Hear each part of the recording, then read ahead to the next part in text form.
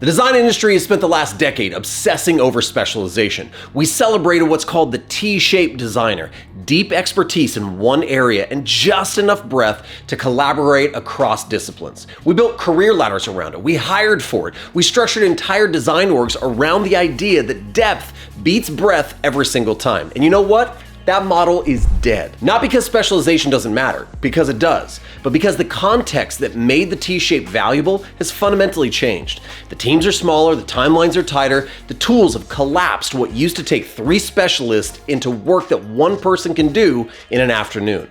And the designers who are thriving right now, they're not the ones staying in their lane. They're the generalists, the ones who can prototype in the morning, think like a PM at lunch, and sit in the engineering sink in the afternoon without feeling lost. The ones who stopped waiting for permission to expand their scope and just started showing up where the work needs them. So let's talk about what's called the block-shaped designer and why it's the model that actually fits the current moment. And more importantly, what it looks like in practice so you can start building towards becoming one. All right, let's talk about the T-shaped designer. Let's recap where it came from because it's actually a useful mental model. It just has a bit of a shelf life. The T-shaped designer has one long vertical bar, deep expertise in a specific craft. Maybe it's UX research, maybe it's interaction design, maybe it's visual design or design system. That's your depth. That's what makes you hireable, or at least what made you hireable. Then you've got this horizontal bar across the top. It's a working knowledge of adjacent disciplines. You know just enough about content strategy or front-end development to make you dangerous and not design something unbuildable. And you understand the basics of research even if you're not the one running the sessions.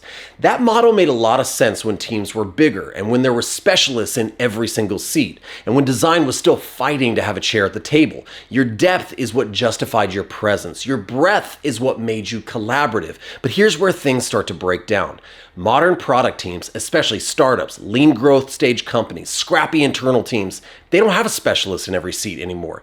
The researcher moved on and wasn't backfilled. The PM is stretched across multiple products. Engineering is heads down and doesn't have time to be your thought partner. And you're sitting there with a deep craft skill and a narrow slice of influence. Jack Dorsey actually just fired close to 40% of his workforce because there was just too many T's. The ones that stayed, you better believe they were blocks. So the T-shaped model was designed for a world with enough roles to support it, and that's just not the world that we're living in for a lot of us. Let's talk about why the model is shifting. There are 3 things happening simultaneously that are changing what designers actually need to be. First, team structures are getting flatter and leaner. The era of the big design org with a research team and a systems team and a UX team, that's gone. It's not fully gone, but it's not the norm for most working designers right now. You're more likely to be a team of 2 covering what used to be a team of 8.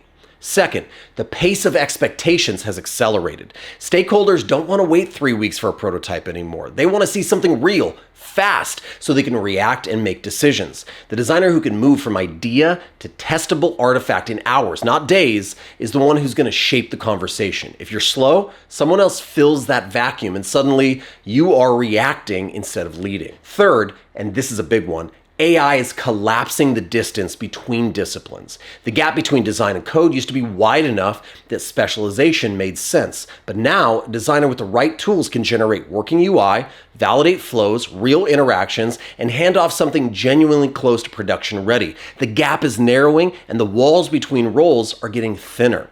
The T-shaped model assumed those walls were load-bearing, and guess what? They're not anymore. So let's talk about the alternative, introducing the block-shaped designer, or what we used to call a design generalist.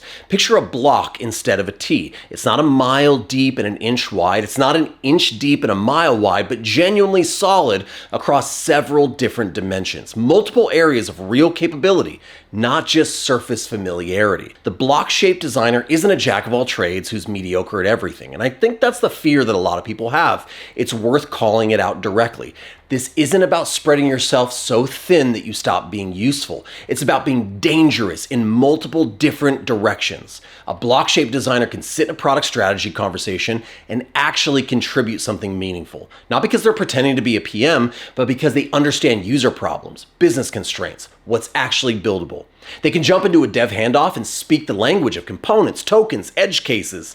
They can run quick research sprints when there's no researcher. They can write UX copy when there's no content strategy. strategist. The value isn't that a block-shaped designer can do all of these things all the time. The value is that when the team needs someone to flex, you're the one flexing. All right, what does a block-shaped designer actually look like? What do they do? Who are they? There's a couple of pillars I want to mention here on who this type of designer actually is. Pillar number one, they're fast. They're fluent in exploring in traditional tools. The block-shaped designer is genuinely fast in Figma. Not just competent, but fast. They're not hunting for components. They use auto layout fluently. They build with components. They've set up their workspace so the tool is almost invisible. It's just thinking made visual. Speed at this point of the game is leverage. The faster that you can externalize an idea, the more ideas you can explore, the more options you can bring to the conversation. Pillar number two is they are AI-powered prototyping and validation. The block-shaped designer isn't waiting for a developer to make something feel real. They're using tools like Figma Make, Claude Code, Replit to generate working UI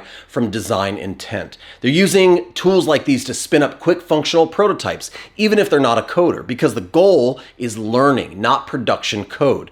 They're using these tools to pressure test their thinking, generate copy variations, write annotations, and reason through all of these edge cases. You can't fully understand why something's broken until you use it and it stinking breaks. So the block-shaped designer is able to compress that validation loop. You can put something in front of a real user that behaves like software, not just looks like it, and much earlier in the process. Pillar number three is systems thinking that actually ships. The block-shaped designer can think in systems and build in those systems. What's changing is how that system's knowledge gets used. It's not enough to build the system and hand it off. Now the expectation is that you understand how your design system maps to your component library, how tokens flow to code, how you use that structure to make the last mile of the handoff almost automatic. Systems thinking isn't just design skills anymore, it's a translation skill. Pillar number four is owning the design to development handoff. Speaking of which, the handoff itself is an underrated area of leverage. Most designers treat the handoff as the end of their job. You're done designing, so you're done.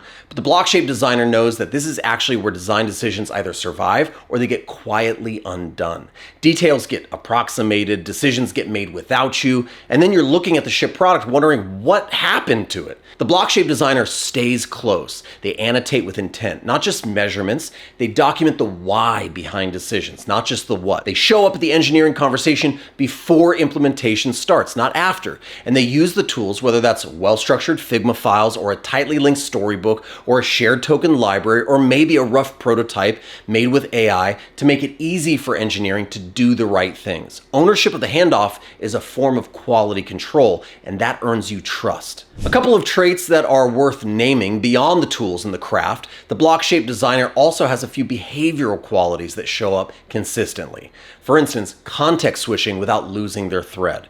Modern product work is noisy. Meetings, async channels, shifting priorities, but the block-shaped designer can move between a strategy conversation and a pixel-level decision and not lose altitude in either one. Also, let's talk about influence without authority. They're not waiting to be asked. They bring a point of view to product conversations. They have opinions about what should be built, not just how it should look. They are learning as a constant practice. The tools are changing fast. I'm talking about every single day, embarrassingly fast. And the block-shaped designer treats keeping up as part of the job, not a burden on top of the job. They're experimenting with new tools before they're obvious. They're sharing what they learn with their team.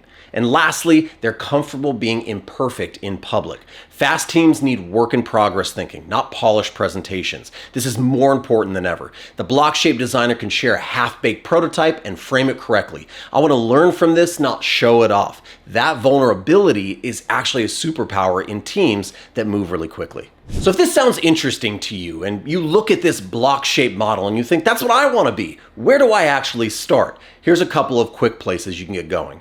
Number one, start with your secondary skill, not your primary one. And that sounds unintuitive, but you probably already have your depth. You're probably already good at your thing. The move now is to figure out which adjacent area would make you most useful to your team right now and go out and genuinely get good at it. Not YouTube video good, but actually use it in real project kind of good. Next up, pick an AI tool and actually use it for real work. Don't experiment it on side projects at home in secret. Use it on something that actually matters in your day-to-day. Use Figma Make on a real prototype. Use Replit to build out a quick proof of concept for a flow you're designing. Use Claude Code in your actual workflow. You're gonna find what's real and what's hype a lot faster when the stakes are real. Next up, stop waiting for permission to expand your scope. A lot of designers are sitting on the edge of their defined role. They're waiting for an invitation. They're waiting for somebody to ask them or officially expand their role. Nobody's gonna do that. Just start contributing to the conversation that you want to be a part of. Bring a point of view to the roadmap. Write up a research synthesis, even if you're not a researcher. Sit in on engineering planning. Do it consistently enough and your scope expands on its own because you've demonstrated that you add value there. And last up, invest in your handoff process. This is so crucial right now. If there's one thing you can do that will immediately change how engineering perceives your work, it's tightening up your handoff. Pick a project and document it like it actually matters. Write the annotations, link to the specs, show up to the kickoff, build a prototype, create a Replit version of this, see what changes in your role. Here's the reframe that I want to leave you with. The block-shaped designer isn't trying to be everything to everyone. They're not trying to replace the engineer or the PM or the researcher. What they're doing is building enough capability across enough dimensions that they can contribute meaningfully when those roles aren't covered. When the team needs someone to flex, when the moment calls for more than one thing, you're there. This isn't about being average at everything, it's about being competent enough in multiple areas that your creative leverage is significantly higher than someone who's only operating in one lane. The team that moves fastest aren't built from specialists siloed in their lanes. They're built from people who can reach across, who can flex, who can make an impact in more than one direction. That's the block. That's what this moment in time is asking for.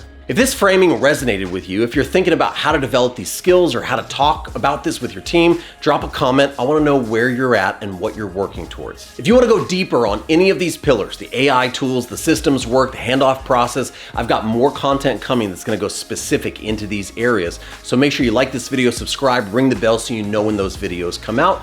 I'll see you in the next one.